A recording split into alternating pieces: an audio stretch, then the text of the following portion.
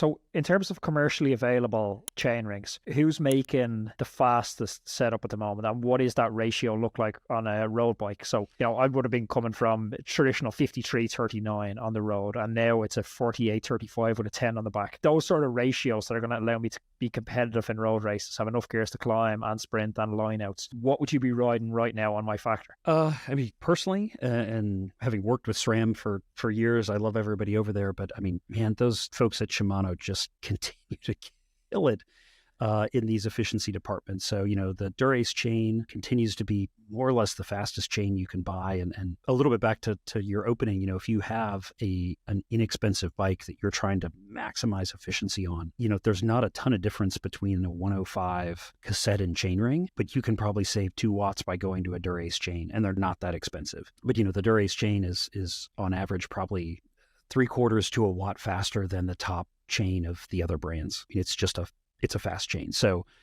I would look at that. And then, gosh, for gravel racing, I'm not a huge off the top of my head gearing chart guy, but I would go as big as you can get. I mean, if you could get a 12, a cassette in the back that starts with a 12 and then work your chain rings to go with that. I mean, you look at what we're doing with a lot of the pro peloton. I mean, the teams that we work with, half a dozen. I mean, if you look at them, they're running 60 tooth chain rings in road stages in some of these cases. And, I think a lot of the guys are running, 50, 56, 42. I mean, it's as big as we can get the companies to give us. And then that just lets them run larger cogs in the back. And I mean, hell, for time trialing, I've got a couple of athletes on like 64 and 66 tooth chain rings for time trialing, and the other thing there, thinking about the cross chaining, particularly in a time trial type situation, if it's relatively flat, we will custom build a cassette to get whatever that kind of sweet spot, 1 or 2 cogs right in the middle, so that you're having minimal chain angle coming off of that huge ring in the back, because it's watts,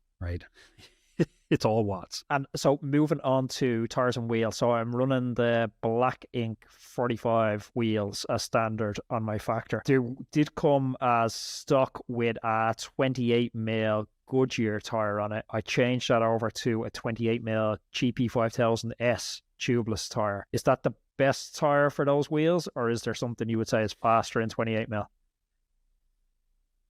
Oh, that tire really is kind of right at that sweet spot of it's almost the fastest tire going, but is also pretty functional in the real world, right? There's a lot of stuff out there that may be a little bit faster, but with a big increase in puncture risk. So it's pretty hard to beat.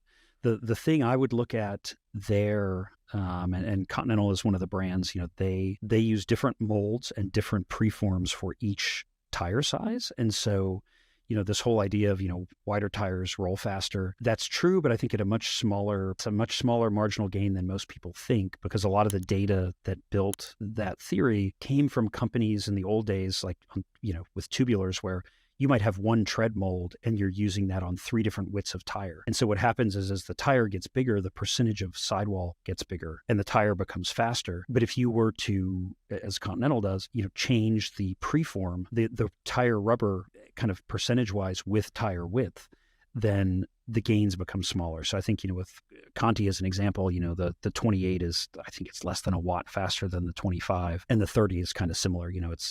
These aren't huge numbers.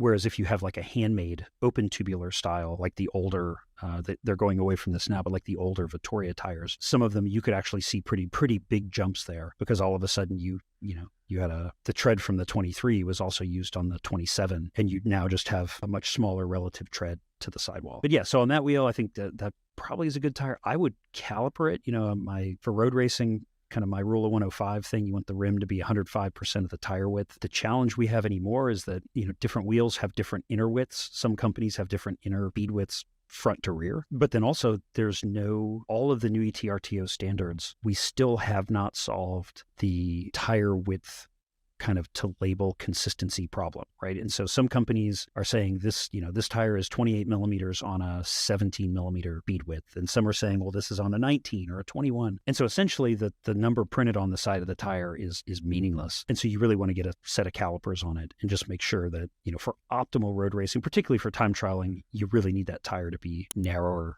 than the rim. And that in most cases, with these fastest of the fast tires, that's going to be a faster overall combination than having a slightly wider tire that's wider than the rim. I had Dylan Johnson on the podcast a couple of weeks ago, and he just loves his super wide gravel tires. Like, I'm rocking 44s on the gravel bike. I think he's rolling like 47s on the gravel bike. Reckons they're faster in almost every conditions. Yeah, we actually just had Dylan in the wind tunnel a couple months ago, and one of the things we learned for gravel is that it's back kind of some ways back to the rule of 105. Once the tire is bigger than the rim is really just serving as more almost like as a spoke shortening device. The deep rims are a little faster because the spokes are shorter.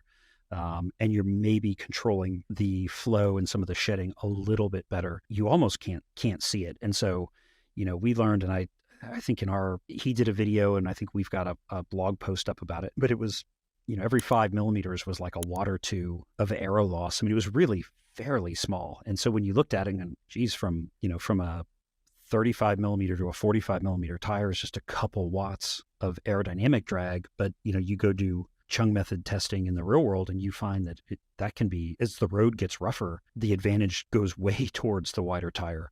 So maybe it's a 2-watt disadvantage in aero, but it's a 10-watt advantage on a rough road surface. And so, yeah, I think a lot of what Dylan is doing and where he's going is kind of informed by a lot of the work that he's been doing with us and with Travis here and in our office. But yeah, I would say for gravel, and particularly rough gravel, wider is definitely better. If you enjoyed that episode, please press here for another conversation that I know you're going to love. And don't forget to subscribe to the channel and share it with your club mates.